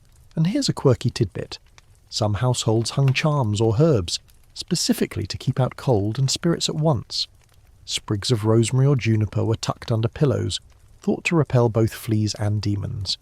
Shoes were sometimes placed by the bedside in odd positions, a tradition meant to confuse wandering spirits who might try to drag sleepers away. Cats were praised not just for killing mice, but for keeping witches and evil eyes at bay. Imagine dozing beneath a heavy blanket with a dried bundle of sage tied above your headboard, smelling faintly of smoke and earth, convinced it kept nightmares out. Historians still argue about how much of this was genuine belief and how much was habit. Were people truly convinced that a sprig of herbs stopped demons, or did the rituals simply soothe the mind enough to allow sleep? Was night terror framed in supernatural terms only because medical language was lacking? Some scholars point to records of incubus attacks, nightmares described as suffocating demons pressing on the chest, as early descriptions of sleep paralysis. Others insist the supernatural explanations reflected sincere conviction. The debate continues, but the result remains the same. Medieval sleepers layered spiritual defences on top of blankets, as essential as wool or fur. Picture yourself now, tucked inside your canopy bed. The curtains are drawn, the furs piled high, but you're still uneasy.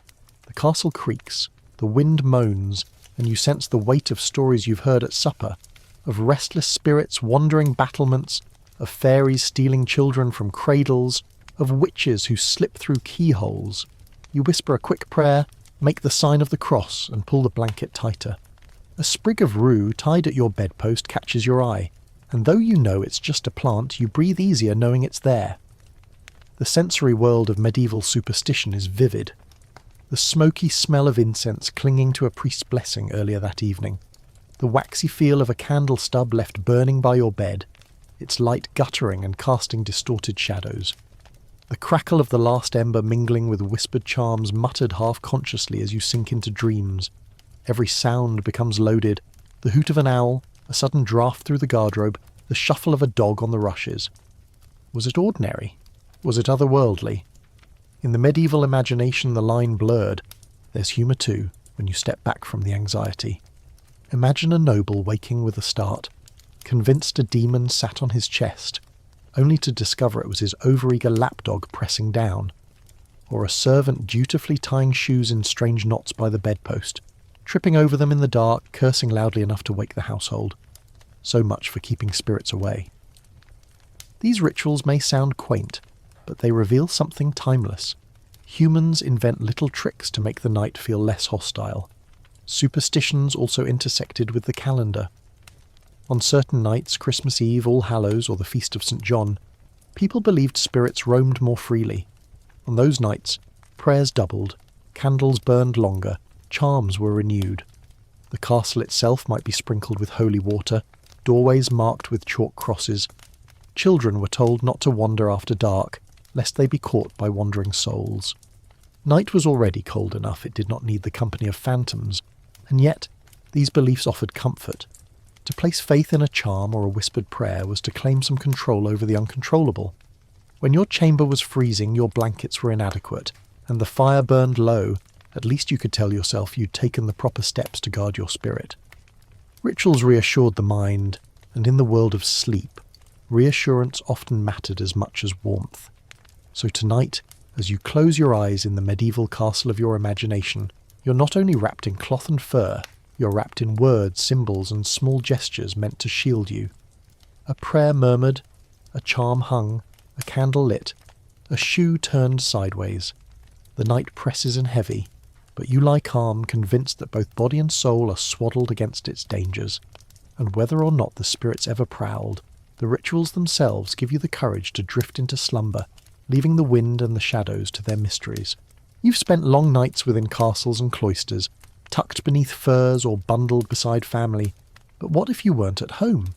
Imagine yourself on a journey across medieval Europe, roads muddy with winter rain or frozen under bitter skies. You've left the comfort, if such a word applies, of familiar walls behind, and now you must find rest wherever the road allows. For merchants, pilgrims, messengers, or wandering nobles, the question of where and how to sleep was as pressing as the cold itself. And for those nights far from home, warmth came in strange improvised forms. The mainstream historical fact is that travellers rarely had the luxury of private accommodations. Instead, they sought lodging in inns, monasteries, or the halls of hospitable strangers. Inns were not the cosy taverns of modern fantasy films. Many were rough establishments, offering straw on a floor in exchange for coin. Pilgrims often slept in communal chambers with strangers. Merchants, beggars, even thieves, huddled together beneath whatever blankets they carried. Monasteries sometimes provided dormitory beds to pilgrims, continuing the tradition of charity and hospitality. The wealthy might stay in a noble household, but even then, sharing a bed with the host or his family was common practice. And here's the quirky tidbit. Some travellers carried their own bedding, rolled up and slung across their backs or pack animals. Accounts mention travellers' blankets, woolen wraps that doubled as cloaks by day and bedding by night. Pilgrims bound for Santiago de Compostela or Canterbury were advised to bring cloaks long enough to sleep beneath. Imagine trudging for hours through icy winds, then unrolling your cloak on a tavern bench or under a wayside tree, curling up like a bundled parcel against the night.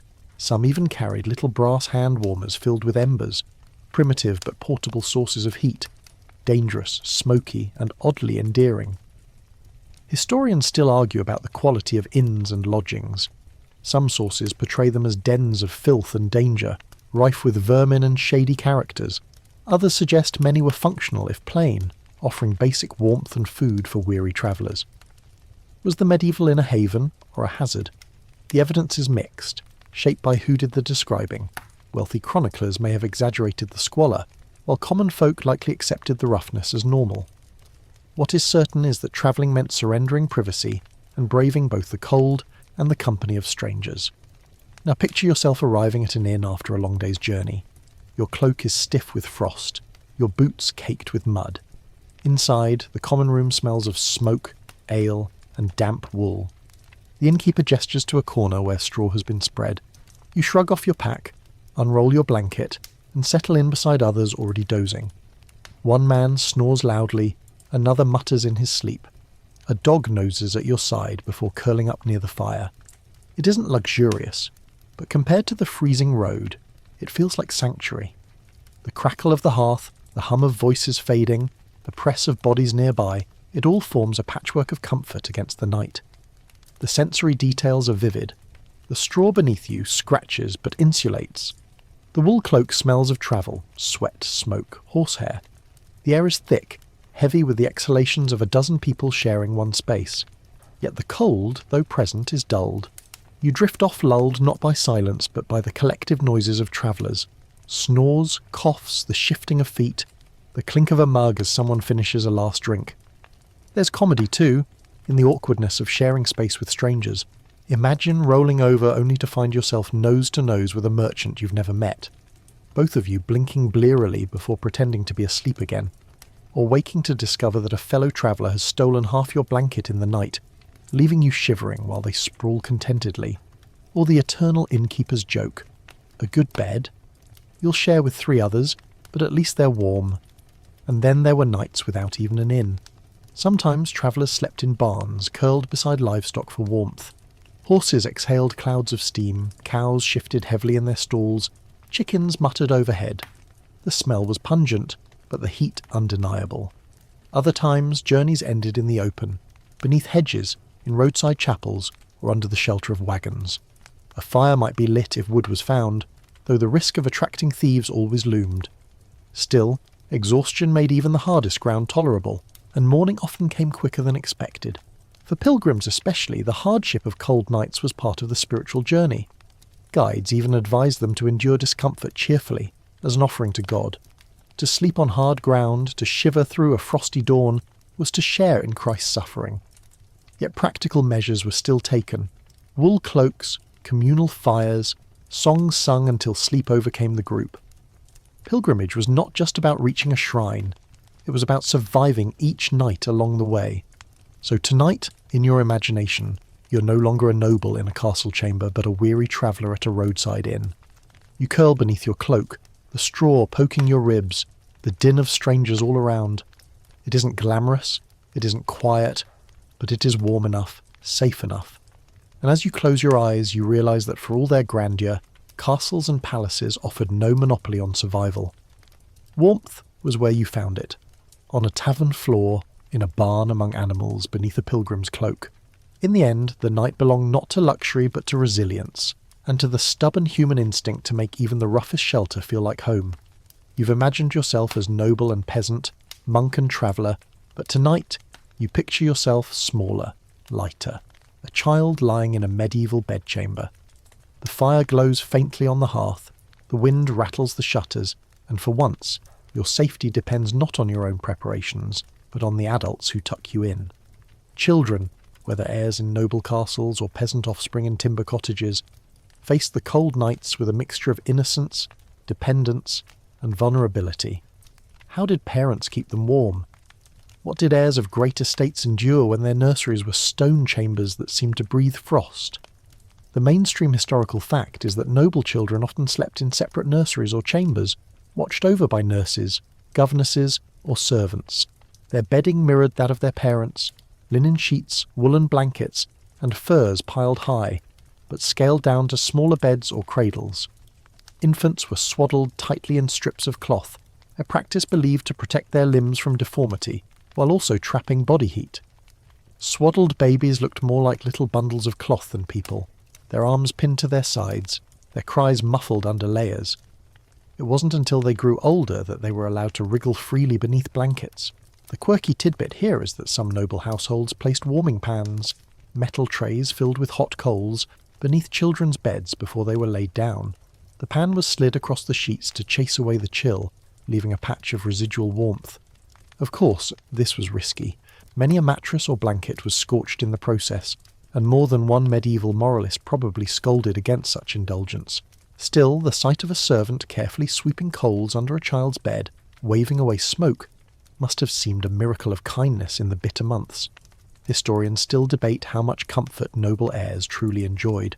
Some argue they were cosseted, layered in fine linens, guarded by attendants through the night, and spared the worst of the cold.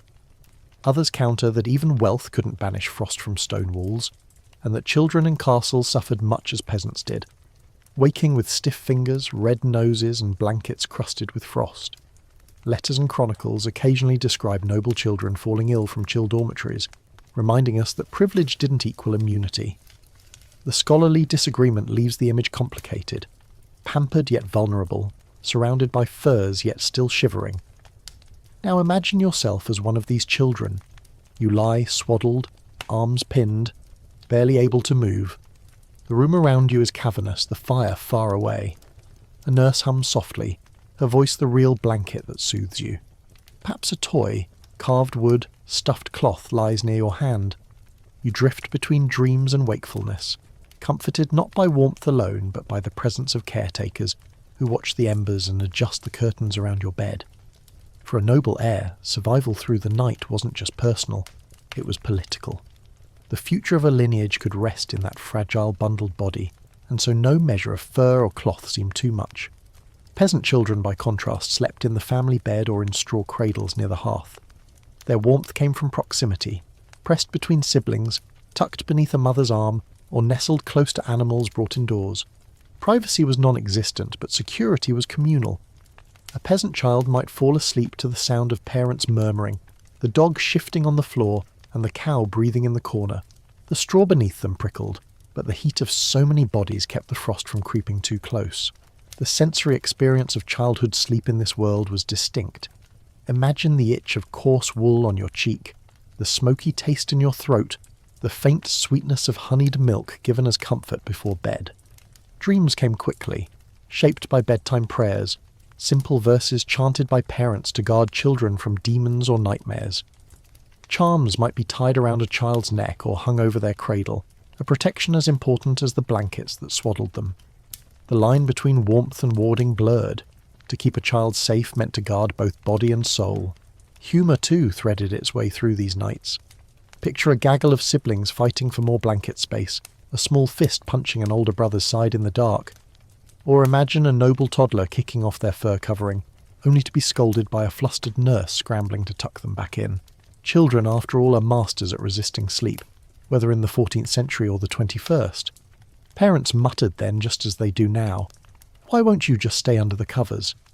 And yet, the symbolism of children asleep in medieval chambers carried deep weight. In castles, the peaceful sleep of an heir meant the continuity of dynasties. In cottages, the survival of children through the winter meant the survival of families into spring. Each sleeping child was more than an individual. They were hope embodied, warmth not only of the hearth, but of the future. So tonight, as you picture yourself within the medieval castle, imagine the nursery filled with small beds and cradles, nurses adjusting curtains, and fires carefully banked for their charges. Imagine the peasant cottage where children breathe in unison, wrapped in shared quilts, their cheeks red from the hearth's glow. In both places, sleep is not just rest, it is preservation of life itself. And as those children sigh and turn in their dreams, the cold recedes just far enough to let them see another dawn. You've curled under furs with noble airs, trudged with pilgrims to crowded inns, and even whispered charms against the night. But in the medieval world, sleep itself was not just a physical necessity. It was wrapped in theories of health, philosophy, and the mysterious science of humours. Tonight, lying in your castle bed with cold stone pressing through the walls, you're also lying at the crossroads of medieval medicine. The way you sleep, the timing, the temperature, it all shapes your body and your soul, at least according to the physicians and thinkers of the age. The mainstream historical fact is that medieval medicine was built on the theory of the four humours, inherited from ancient Greek and Roman writers like Hippocrates and Galen: blood, phlegm, black bile, and yellow bile. These 4 fluids were believed to determine health, personality, and even the ideal conditions for sleep. Too much cold and damp in the body encouraged phlegm, making one sluggish or sick. Too much heat dried the body dangerously. Balance was everything, and sleep was one of the tools to restore it. Physicians advised that beds should not be too soft or too hard, and that the body should be positioned properly, preferably on the right side at first to aid digestion, then shifting to the left. The temperature of the chamber was also considered important. Too cold risked imbalance, too hot risked fever. In other words, medieval sleepers thought they were managing their inner chemistry with every turn under the covers. The quirky tidbit comes in with some of the stranger prescriptions. One text suggested placing slices of roasted onion or heated cabbage leaves near the feet to draw off excess cold. Another recommended rubbing goose fat into the chest before bed to ward off chills. Aromatic herbs like valerian, chamomile, and even dill were placed under pillows to calm the mind and encourage healthy dreams. Imagine trying to doze off with a cabbage poultice tucked under your blanket. Smelly, yes, but someone swore it helped. Historians still argue about how much these medical theories shaped daily life. Some claim ordinary peasants probably didn't care about Galen's advice and simply slept however they could. Others suggest that even illiterate farmers absorbed fragments of medical lore from priests, physicians, or travelling healers, shaping how they prepared for bed. Did peasants lie consciously on their right side first, muttering about digestion, or was that strictly the concern of scholars and nobles? The evidence remains ambiguous, leaving us to imagine a spectrum from practical folk wisdom to elaborate ritual. Picture yourself lying in bed as a medieval patient following the rules. You've eaten your stew and drunk your ale. Now you position yourself carefully. First the right side, head slightly elevated, arms folded so digestion can work properly. After an hour, you roll to the left, letting your body cool. You avoid lying flat on your back. Some physicians warned it encouraged nightmares, while others claimed it suffocated the body's vital spirits. Even sleep positions were moralized. Lying belly down was condemned as animalistic. Lying curled was childish, but lying with care was proper and healthful. The sensory environment mattered too. Physicians warned against foul smells, believing miasmas corrupted the humours, so people scattered herbs like lavender, rosemary, or mint among the rushes to sweeten the air. The coolness of the chamber was considered tolerable so long as it didn't breed damp vapours. Moisture was thought to sink into the body during sleep, so some people avoided sleeping too near outer walls where condensation gathered. Even the texture of sheets mattered. Linen was praised for keeping the skin dry, wool for retaining warmth without letting the body rot in sweat. And there's humour to be found in these medical regimes. Imagine a medieval father scolding his children. "Stop lying on your stomach, you'll breed melancholy bile." Or a noble complaining that his goose-fat chest rub left him smelling like dinner. The earnestness with which physicians prescribed remedies sometimes collided with the absurdity of their application, leaving ordinary folk to improvise between common sense and medical authority. Dreams, too, were part of the science of sleep. Medieval thinkers believed dreams reflected the state of the humours, fiery dreams from too much yellow bile, melancholy visions from excess black bile, watery illusions from phlegm. Physicians advised moderating diet to encourage pleasant dreams, avoid heavy meat before bed, don't drink too much wine, eat cooling fruit sparingly. If you dreamed of fire, it might mean your body was overheated. If you dreamed of floods, perhaps you were phlegmatic. Night itself became a diagnostic tool, each vision a coded message from your humours. Superstition and science blurred seamlessly. Physicians might warn about bile, while priests warned about demons. A nightmare could be read as a medical imbalance or a spiritual attack, depending on who interpreted it. And in truth, both explanations soothed people. One gave instructions for cabbage poultices, the other for prayers and holy water. Either way, the sleeper felt armed against the mysteries of the night. Now imagine the sensory result of all this theory. You lie on your right side, careful and deliberate. The herbs scattered in your bedding release a faint perfume. Your head rests on a feather bolster, elevated just enough to prevent vapours from pooling in your chest.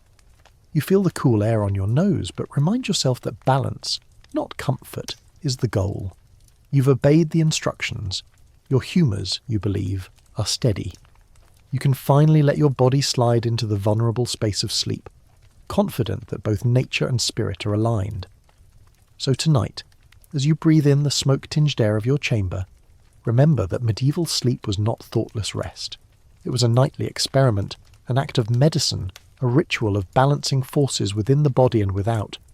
Wool and fur fought the cold, prayers fought the darkness, but theories of humours fought in balance. And as you finally surrender to dreams, you imagine yourself not just as a weary body in a cold castle, but as a patient, a philosopher, a soul carefully aligning itself with the mysterious science of medieval sleep. The theories of humours and the discipline of monks may keep the body balanced, but the medieval night was not all sternness and cabbage poultices.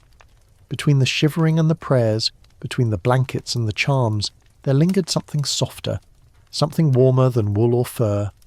Romance, courtship and intimacy all unfolded in the half-light of castle chambers, where firelight flickered across stone walls and bed curtains swayed with the draught. Tonight, as you lie in your imagined chamber, you hear not only the wind sighing, but also the quiet laughter, the whispered words, and the rustle of cloth that carried love through the cold. The mainstream historical fact is that medieval marriages, especially among the nobility, were often arranged for alliances, property and lineage. Yet even within those practical unions, affection and tenderness found room to grow. Chronicles and poetry alike describe couples sharing beds not only out of necessity but out of desire. The warmth of another body was the most reliable insulation against frost, and so romance was often wrapped up in survival. A noble lady pulling the bed curtains closed was as much shielding her and her partner from draughts as creating a private cocoon for affection. For ordinary peasants too, shared bedding became a stage for intimacy in cottages crowded with children and kin. Privacy was rare, so moments stolen by firelight became all the more precious. And here's a quirky tidbit. Courtly love poems sometimes likened lovers' warmth to literal heat in bed. Troubadours sang of bodies glowing like embers, of love itself being the flame that banished winter's cold. One 14th century poet even joked that the best firewood was a willing partner. These verses reveal how entwined physical warmth and romantic warmth were in the medieval imagination. Love wasn't just passion, it was insulation. Historians still dispute how genuine romance was within arranged marriages. Were couples affectionate, or did duty overshadow desire? Some argue that surviving letters and poems show real tenderness between husbands and wives, suggesting warmth beyond politics. Others caution that such examples are rare, exceptions rather than the rule. Likewise, scholars debate the extent of premarital or extramarital intimacy in castle life. The evidence is fragmentary, leaving room for speculation. Was romance by firelight the norm, or was it the fantasy of poets and storytellers? Now imagine the sensory world of such a night. The fire has burned low but still throws a warm orange glow across the chamber. Shadows dance on the curtains of the canopy, rippling like water. You hear the faint crackle of embers and the sigh of wind beyond the shutters. Inside, the bed feels close, warm, and private. Fingers trace patterns in the fabric, breaths mingle, and words whispered softly are muffled by the heavy folds. In that pocket of heat, the cold outside seems distant, irrelevant. Affection itself becomes another blanket. Humour slips in too, because intimacy in draughty chambers wasn't always graceful. Imagine a couple fumbling with layers of wool and hose, laughing as they disentangle themselves from knots of fabric, or a servant knocking at the wrong moment offering more firewood while both occupants scramble to rearrange themselves. Or the simple absurdity of trying to look elegant in a nightcap tied tightly under the chin. The medieval bedchamber might have been a place of romance, but it was also a place of mishaps, giggles, and human awkwardness. The sensory texture of romance by firelight was unique. The heat of skin against cold sheets, the smell of smoke mixed with perfume or simple soap, the crackling of fire like a drumbeat for whispered confidences. For nobles there might be embroidered coverlets and carved bed frames. For peasants there might be a shared pallet beside a hearth. Yet in both cases the bond between two people transformed the night from something endured to something cherished. Poets and artists immortalised this connection. Illuminated manuscripts show couples nestled together beneath firs, often with a fire or candle glowing nearby. In romances, lovers meet secretly at night, the cold kept at bay by their embrace.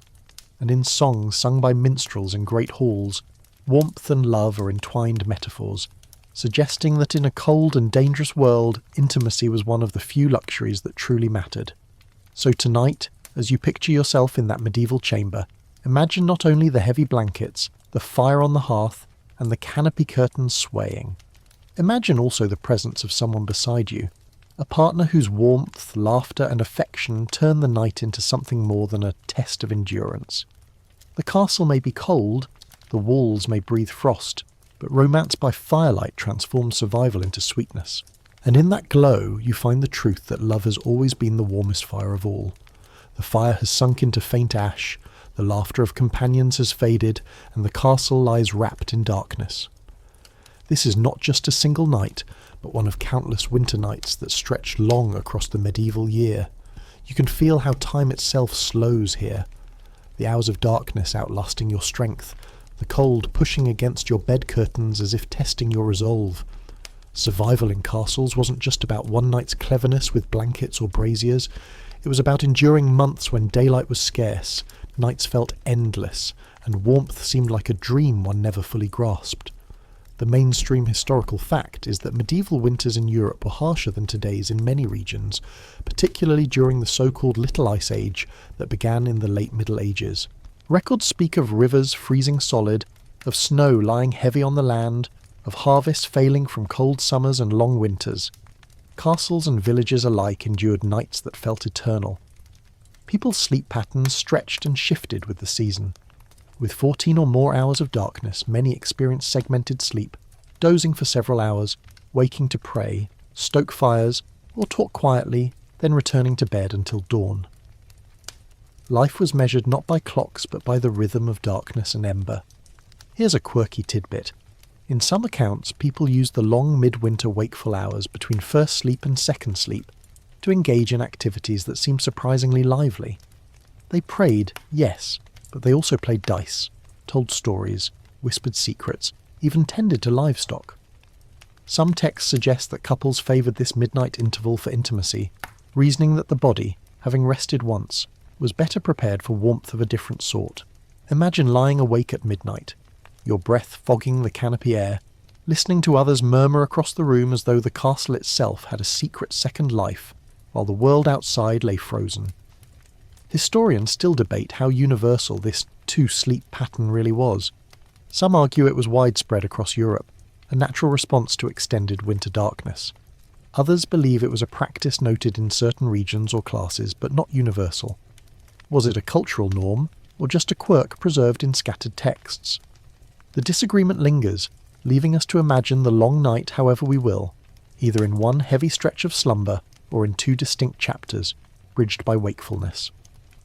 Now place yourself in that endless night. The embers glow faintly, your nose cold, your limbs stiff. Hours pass and you wake, not from noise but from the sheer weight of darkness pressing against you. Around you, others stir. One servant coughs, a child shifts under blankets, someone murmurs a prayer. You slip from bed to add wood to the fire, sparks flying like tiny stars. The air is sharp, biting, but the warmth of the flame on your hands revives you. You return to bed, whisper to a companion, or simply lie awake, staring at the faint glow of moonlight seeping through a narrow slit in the stone. The sensory details of the long night are vivid. Frost forms on the inside of windows, glittering faintly like a second sky. The silence of snow outside makes the castle feel suspended, a world apart from time. Your ears catch every creak, every shuffle of animals in nearby stalls. The cold is constant, but so too is the steady rhythm of human persistence. Breath, fire, voice, silence, then breath again. The long night teaches patience. There's humour in the struggles too. Imagine a nobleman determined to sleep through the night, only to find himself wide awake after 4 hours, muttering grumpily about accursed humours. Or a peasant who, waking at midnight, decides it's the perfect time to sneak into the larder, only to trip over a snoring dog and wake the whole household. Or children pestering parents in the dark hours. Is it morning yet? No, back to sleep. The cock won't crow until the frost melts from his beak. The cold made everyone a little absurd, and in absurdity there was relief. The long winter nights also became communal experiences. Families told stories, recited prayers, or sang quietly to pass the wakeful hours. Tales of saints, heroes, and monsters wove into the air, filling the silence with narrative warmth. Some believed dreams and visions carried special weight in winter, when the boundary between worlds thinned. Night became a canvas for imagination, fear, and hope. For children, the long night was a wonder. For adults, it was endurance. For the elderly, it was memory, each winter echoing the winters before. And so, as you rest in your imagined medieval castle, you realise the cold was never truly conquered. It pressed always at the edges of life, a constant adversary. But humans, stubborn and creative, found ways to endure. With wool and fur, with fires and food, with prayers and charms, with animals and each other. The long winter nights did not defeat them. They shaped them, moulding traditions, stories and strategies that linger even now. Tonight, the embers fade, the canopy curtains shiver with draughts and the castle sleeps.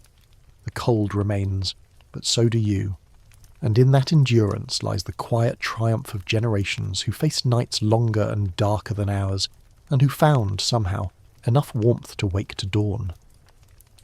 Now let the story soften. The castle walls, once heavy with frost, blur into haze. The fire's last ember fades into a soft glow behind your eyes, and the rush of cold air becomes nothing more than a distant memory. Your body loosens, no longer pressed by the weight of the wool or fur, but floating gently, as though the centuries themselves are lifting off your shoulders. Picture the great hall, empty now, its benches tucked away, the rushes swept.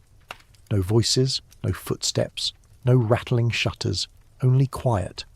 The animals have stilled, the servants have found their corners, and the noble family drifts behind their curtains. The wind outside has softened, like a lullaby, no longer a howl but a breath. Every sound has stretched itself thin until silence carries you. Feel yourself moving slower, sinking deeper. The smell of wood smoke fades, leaving only the cool clarity of night air. The stone walls no longer radiate chill, they stand as quiet guardians. In this softened vision, the castle is not hostile but protective, a cradle rather than a fortress. Your mind drifts to all the sleepers you've met tonight.